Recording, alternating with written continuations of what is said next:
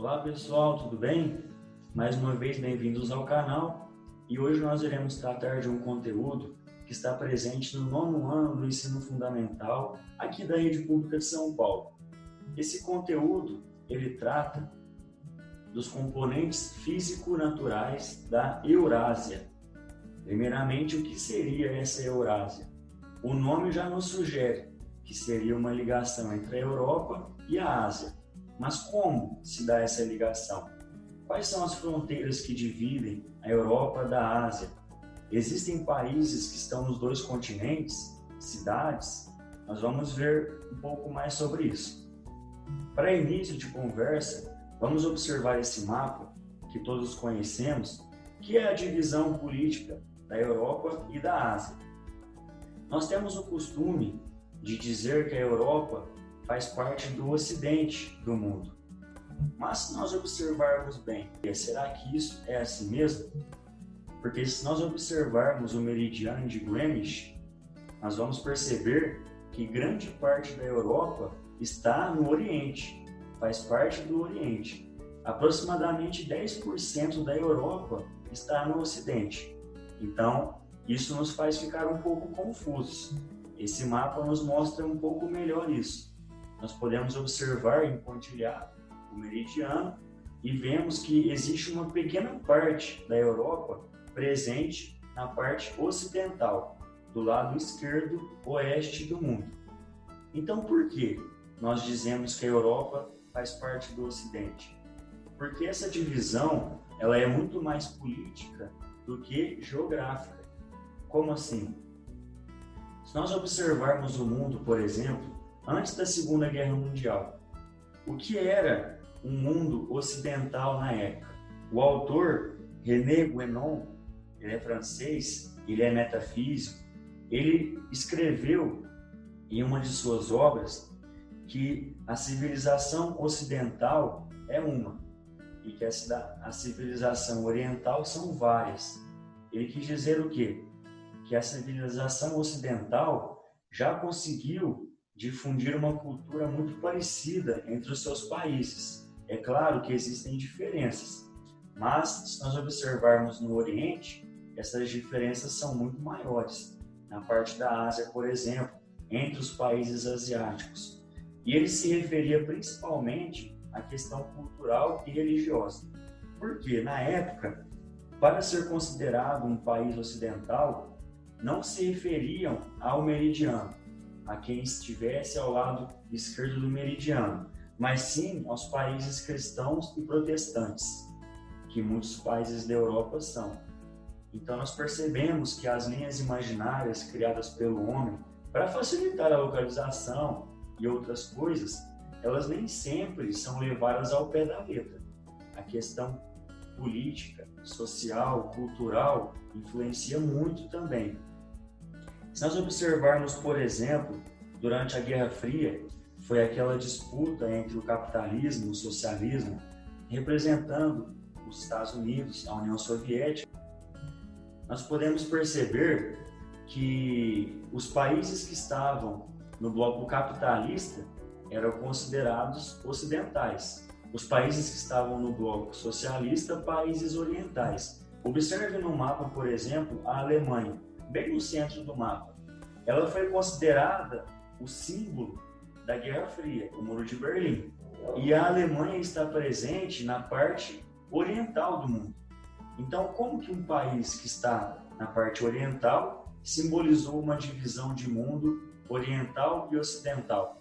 Então, nós podemos perceber mais uma vez a influência política na questão da divisão entre o Oriente e o Ocidente. Por isso, nós dizemos que a Europa, pelo menos boa parte da Europa, faz parte do mundo ocidental. Está mais ligada à cultura, à política e à sociedade do que à geografia física em si. Continuando, nós podemos dividir a Eurásia em algumas regiões, como, por exemplo, a Europa Central, a Europa Oriental, o Sudeste Europeu, o Cáucaso, que é uma região onde nós encontramos cordilheiras, é uma região também de divisão entre a Europa e a Ásia, nós iremos ver mais para frente a Ásia Central, o Norte Asiático. Então essas são as regiões que compõem a Eurásia. São as partes que compõem a Europa e a Ásia, que nós conhecemos. Um marco de divisão entre a Europa, a Ásia e até mesmo a África é o Mar Mediterrâneo, como vocês podem observar na imagem.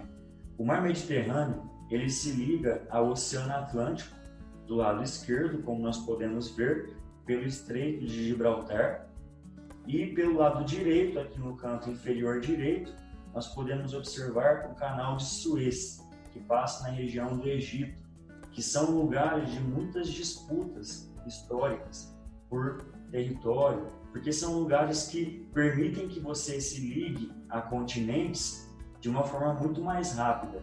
Então, são lugares de muita disputa social, política e econômica. Continuando, nós podemos observar mais de perto o Estreito de Gibraltar, que é aquele estreito que eu me referi, que liga o Mar Mediterrâneo no Oceano Atlântico. Em relação a fronteiras entre a Europa e a Ásia, nós temos 3 fronteiras que dividem esses continentes. Quais são essas fronteiras? Nessa imagem nós podemos observar as 3, mas nós iremos focar em cada uma. Fiquem tranquilos que essa imagem está assim um pouco confusa, mas vai ficar bem fácil de entender daqui a pouco. Nós temos ali no canto superior direito os Montes Urais, que são um grande marco de divisão entre a Europa e a Ásia, que daqui a pouco nós vamos falar um pouco mais sobre ele. Nós temos aqui no canto inferior direito o Cáucaso, que também é uma região de divisão entre a Europa e a Ásia, e a última das 3 divisões são os Cárpatos, que estão aqui mais ao centro. Então, o que são os Montes Urais? Os Montes Urais é uma cordilheira, uma cadeia de montanhas que nós encontramos na Rússia.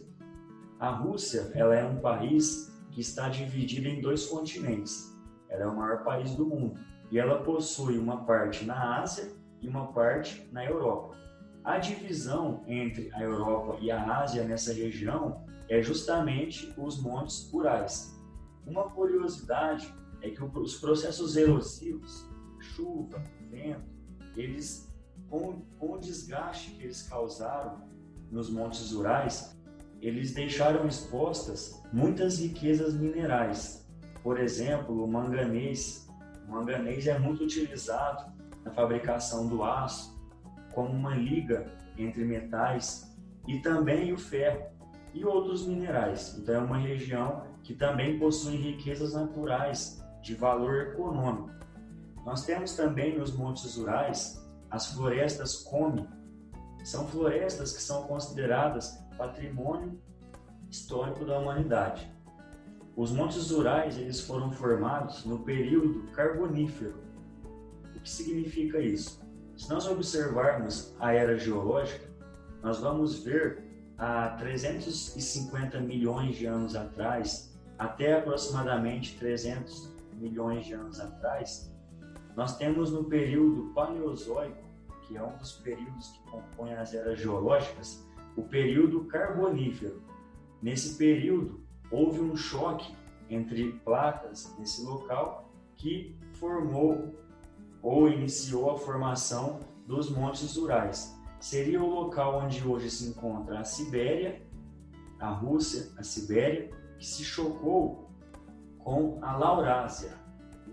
Todos devem se lembrar da Pangeia, o supercontinente. Nós sabemos que a Pangeia ela foi se dividindo com o passar do tempo. Lá no início dessa divisão, houve um choque que é o responsável pela existência dos Montes Urais. Nós temos aqui uma imagem real desses Montes Urais. Eles possuem uma extensão de 2.500 quilômetros. É uma região muito grande e pouco habitada. Nós temos aqui para simbolizar a divisão da Rússia asiática e europeia.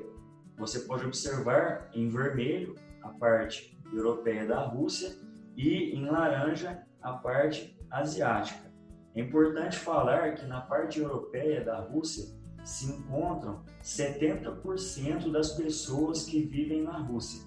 A grande parte dos russos vivem na parte europeia, mesmo sendo a menor parte. Até mesmo porque na parte oriental, o relevo, algumas características naturais atrapalham um pouco a habitação.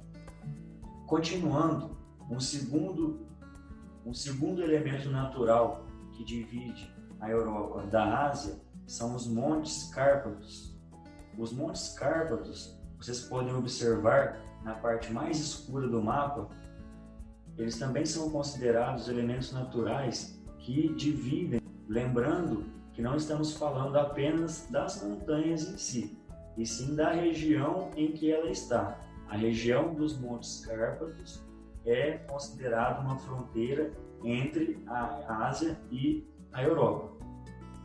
Aqui nós colocamos que os Montes Cárpatos possuem 1.500 quilômetros de extensão, eles são menores que os Montes Urais em questão de extensão, com 200.000 quilômetros quadrados.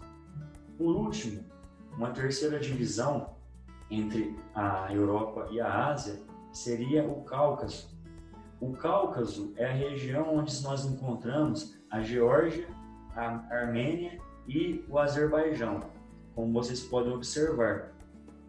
A Geórgia e a Armênia são considerados países europeus. O Azerbaijão, um país asiático. O Cáucaso, também uma cadeia de montanhas que fica na região, e o nome dessa cadeia de montanhas foi utilizado para denominar a região que divide a Ásia da Europa. Continuando, nós temos aqui uma imagem que mostra como são os montes do Cáucaso. Eu coloquei que é uma região que divide a Europa Oriental e a Ásia Ocidental. E tomei emprestado o nome da cordilheira que ocupa boa parte da região. 1.200 quilômetros, e ela se estende entre o Mar Negro e o Mar Cáspio. Agora, nós vamos ver um pouco sobre as cidades transcontinentais. O que seria isso? São cidades que se encontram em mais de um continente. Elas se encontram justamente na divisão entre um continente e outro, no caso, a Europa e a Ásia. A Turquia, ela é um país que está presente em 2 continentes. A maior parte da Turquia se encontra na Ásia, mas ali no canto esquerdo, onde está Istambul, que é uma cidade muito importante na Turquia, mas não é a capital é Ankara, nós podemos observar que existe um estreito onde se encontra Istambul. Esse estreito, ele divide a Europa da Ásia, ou seja, Istambul se encontra bem na divisão. Uma parte da cidade se encontra na Europa e uma parte se encontra na Ásia. Aqui nós temos uma imagem que mostra esses estreitos. Na verdade, são mais de um. Nós temos o Estreito de Bósforo, que nós podemos observar mais acima, o Mar de Mármara, que é justamente a região entre os 2 estreitos, e o Estreito de Dardanelos. Nós temos mais acima o Estreito de Bósforo. O Estreito de Bósforo, ele liga o Mar de Mármara, que é a região entre os estreitos, ao Mar Negro, mais acima. Já o Estreito de Dardanelos, que é o de baixo, ele liga o Mar de Mármara ao Mar Mediterrâneo.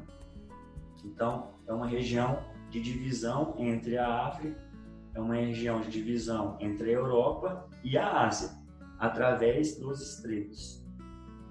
E, para finalizar, nós colocamos aqui sobre a Ásia Menor, que pode também ser chamada de Anatólia. É justamente o local onde os continentes asiático e europeu ficam próximos. Essa área é chamada de Ásia Menor. E a Turquia é um dos países que faz parte dessa Ásia Menor. Um detalhe, uma curiosidade, é que aqui nos estreitos que nós citamos são lugares históricos. Por exemplo, o Estreito de Dardanelos, o que está embaixo, ele foi palco de uma grande batalha da Primeira Guerra Mundial, que foi a Batalha de Galípoli. Então são lugares muito visados, sempre foram disputas entre países, porque são lugares que te permitem ter acesso a outras regiões de uma maneira muito rápida, literalmente cortando o caminho. Eu espero que essa aula tenha sido muito útil, espero que tenha ajudado vocês e que nós possamos compreender o que significa a Eurásia e quais são as fronteiras que dividem a Ásia da Europa. Muito obrigado e até o próximo vídeo. Valeu!